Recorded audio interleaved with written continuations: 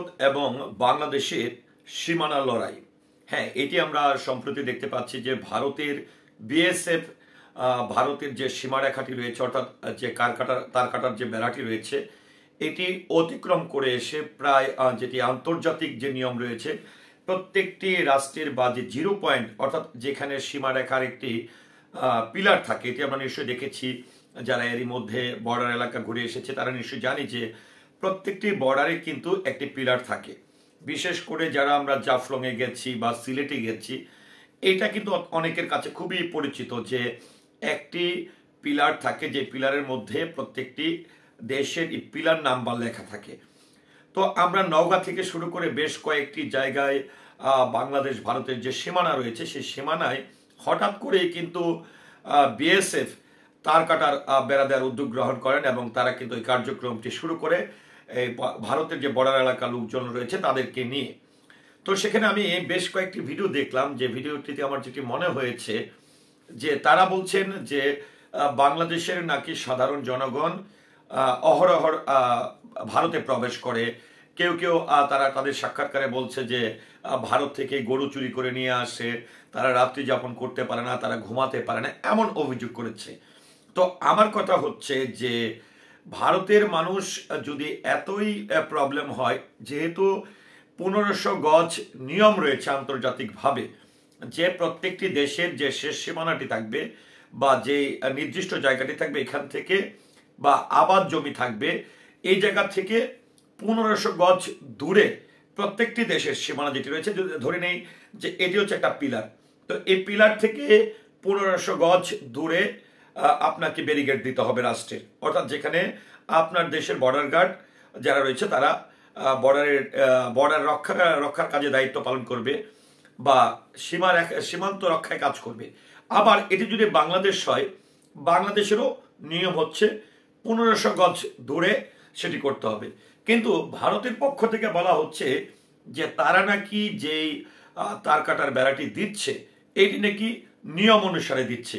কিন্তু একটি বিষয় হচ্ছে যে বিজিবির পক্ষ থেকে কিন্তু বলা হয়েছে যে যখন তারা এই কাজগুলো করছে বা বিজিবি বাধা দিয়েছে, তখন কিন্তু তারা বারবার আলোচনা করার চেষ্টা করেছে এবং জরিপ করার যে আপনি কি আপনার সঠিক আন্তর্জাতিক আইন মেনে সঠিক জায়গায় আপনি কি এই তার কাটার বেড়া দিচ্ছেন কিনা, নাকি আন্তর্জাতিক আইন লঙ্ঘন করে দিচ্ছেন কিনা। কিন্তু আমার কথা হচ্ছে যে বাংলাদেশের বিজেপি তো বলেনি যে আপনি আপনার জায়গাটিতে বা যে নিয়মটি রয়েছে সেই নিয়মের মধ্যে আপনি কোনো কাজ করতে পারবেন না। আপনাকে বলা হয়েছে যেহেতু ইন্টারন্যাশনালি, কারণ আজকে শুধু বাংলাদেশ ভারতের জন্য কিন্তু এই নিয়মটি না, প্রত্যেকটি রাষ্ট্রের জন্য কিন্তু একটি নিয়ম রয়েছে, যেটিকে যে কারণে বলা হয় আন্তর্জাতিক নিয়ম। তো আন্তর্জাতিক আইন অনুসারে যদি 1500 গজ দূরে আপনাকে সীমানা নির্ধারণ করতে হয়, কিংবা আপনার রাষ্ট্রকে রক্ষা করার জন্য আপনাকে তার কাটার বেড়া বলি, দেয়াল বলি, আর যাই বলি না কেন সেটি দিতে হয়, তাহলে আপনি 1500 গজ দূরে দেন। আপনি তো ইন্টারন্যাশনাল যে আইনটি রয়েছে সেটাকে লঙ্ঘন করতে পারেন না। কিন্তু আরেকটি বিষয় হচ্ছে যে দেখেন, আমরা যেটা দেখলাম যে নওগাঁতে বাংলাদেশের বিজেপি যখন আসলে ভারতের বিএসএফ এর সঙ্গে কথা বলছিল, আমরা অনেকটা ভারতীয় নাগরিকদেরকে অনেকটা বেপরোয়া হতে দেখেছি।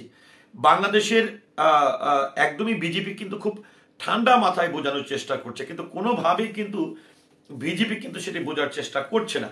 তো এতে করে আমার যেটি মনে হয় যে ভারতের সঙ্গে যেরকমটা রাষ্ট্রীয়ভাবে নয়, শুধু বর্ডার এলাকায় আমরা যারা বসবাস করি তাদের মধ্যে কিন্তু একটা সহিংসতাপূর্ণ পরিবেশ সৃষ্টি হচ্ছে।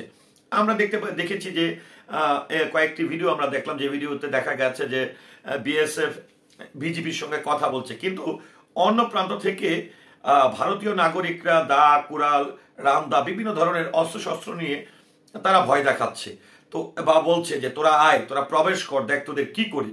কিন্তু এই যে বিষয়গুলো, এই যে অস্থিতিশীল পরিস্থিতি তৈরি হওয়া, কারণ একটি জিনিস হচ্ছে যে আজকে নতুন করে তো না, বাংলাদেশ স্বাধীন হয়েছে কত সালে, বা বাংলাদেশের সঙ্গে ভারতের যে বর্ডার এলাকাটি রয়েছে, আমি তো জাফলংয়ে যাই, নিশ্চয়ই আপনারাও যারা বাংলাদেশের মানুষ, যারা আপনারা এখন আমার ভিডিওটি দেখছেন, আপনারা কয়জন সীমা লঙ্ঘন করে ভারতে প্রবেশ করেছেন বা ভারতে পালিয়ে গেছে, এমন কোনো ঘটনা আমি দেখিনি। হ্যাঁ, ভারতে আজকে আমার দেশে বিজেপি রয়েছে, আমার দেশের বিজেপি যদি সহযোগিতা করে, তাহলে ভারতের যে কোনো নাগরিক অবৈধভাবে বাংলাদেশে প্রবেশ করতে পারবে, কিংবা বাংলাদেশের মানুষ যদি সহযোগিতা করে।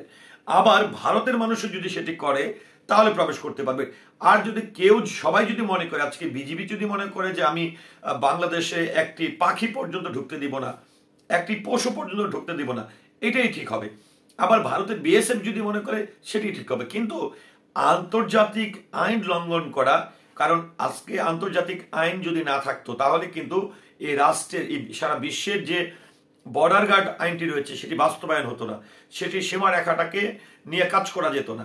সেই প্রেক্ষাপটে আজকে আমরা নওগাঁ থেকে শুরু করে অনেক জায়গায় আমরা দেখছি ভারতীয় কিছু গণমাধ্যম তো আছেই একের পর এক ভুয়া তথ্য প্রচার করছে। আরেকটি বিষয় হচ্ছে যে অবশ্যই সেখানে সরকারের হস্তক্ষেপ, আর প্রত্যেকটি দেশের, বাংলাদেশ স্বাধীন রাষ্ট্র, ভারতও স্বাধীন রাষ্ট্র, আমি মনে করি যেহেতু বাংলাদেশের স্বাধীনতা যুদ্ধে ভারতের একটা ভূমিকা আছে, এটি ওনারা দাবি করেন, সেই প্রেক্ষাপটে যে কোনো সিদ্ধান্ত, আজকে যদি বাংলাদেশের এই সীমারেখা বা আন্তর্জাতিক আইন লঙ্ঘন করে যদি 1500 গজের ভেতরে এসে তার কাটার বেড়া দিতেই হয়, তাহলে নিশ্চয়ই বর্ডার গার্ডের যারা বাংলাদেশের দায়িত্বে আছেন, বিজেপির যারা ঊর্ধ্বতন কর্মকর্তা আছেন, বা সরকারের সঙ্গে, ভারত সরকার বাংলাদেশ সরকারের সঙ্গে বসে একটি জরিপের মাধ্যমে করতে পারে। আর তারা যদি সেটি রাষ্ট্রীয়ভাবে জরিপের মাধ্যমে এটা করে, তাহলে কিন্তু আমাদের দুই দেশের নাগরিকের মধ্যে আজকে যে কুন্দল সৃষ্টি হচ্ছে, সহিংসতার সৃষ্টি হচ্ছে, সেটি কিন্তু হতো না। সেক্ষেত্রে প্রত্যেকটি রাষ্ট্রের অবশ্যই আমি মনে করি ভারত সরকার আজকে বিএসএফ এসে ভারতের বর্ডারের যারা নাগরিক রয়েছে তাদেরকে নিয়ে এসে কেন তারা এই আন্তর্জাতিক আইন লঙ্ঘন করে তারা এই কাজটি করবে? আপনারা আইনের বহির্ভূত কোনো কাজ কেন করবেন? আপনারা আইনের আওতাধীন, বা আজকে যেহেতু আমি দেখেছি যে বিজেপির পক্ষ থেকে বলা হয়েছে যে যখন তারা এই কাজগুলো করছেন তখন তারা কিন্তু এর আগে নাকি যেটি হয়েছিল, আমি যেটি দেখলাম যে বিজেপির যিনি কর্তব্যরত কর্মকর্তা রয়েছেন তিনি বলেছেন যে ভারতকে আমরা বলেছিলাম, যে বিজেপিকে আমরা বলেছিলাম বা ভারত সরকারকে আমরা বলেছি যে আপনাদের যদি কোনো কিছু আপনাদের সীমারেখার মধ্যে বা আপনাদের এরিয়ার মধ্যে করতে হয় সেটি নিয়ে আমরা একটা জরিপ করি। তো নিশ্চয়ই বিজেপি খারাপ কিছু বলেনি। আপনারা যদি সেটি একসঙ্গে বোঝাপড়া করে কাজটি করেন, কারণ আজকে ভারতের যেরকম তাদের রাষ্ট্র রক্ষার জন্য প্রয়োজন, বাংলাদেশেরও কিন্তু তাদের সীমানা রক্ষা করার তাদের নৈতিক দায়িত্ব। সেই প্রেক্ষাপটে অবশ্যই বাংলাদেশ বিজেপি যে প্রস্তাবটি দিয়েছিল সেই প্রস্তাবটির প্রতি শ্রদ্ধা রেখে আসলে জরিপের মাধ্যমে যদি আজকে এই জিনিসটি করা হতো তাহলে কিন্তু এই সীমানাবর্তী এলাকায় বা বর্ডার এলাকাতে এই ধরনের পরিস্থিতি তৈরি হতো না। তো ভিউয়ার্স, যেটি ভারতের বিজেপির পক্ষ থেকে যেটি বলা হচ্ছে যে তারা তাদের নিয়ম অনুসারেই নাকি তারা সে তার কাটারে বেড়া দিচ্ছে, আবার বাংলাদেশের পক্ষ থেকে বলা হচ্ছে যে না, 1500 গজ দূরে প্রত্যেকটি রাষ্ট্রের যে সীমারেখা বা এই বেড়াগুলো রয়েছে বা দেয়ালগুলো রয়েছে সেটি দেওয়ার নিয়ম রয়েছে।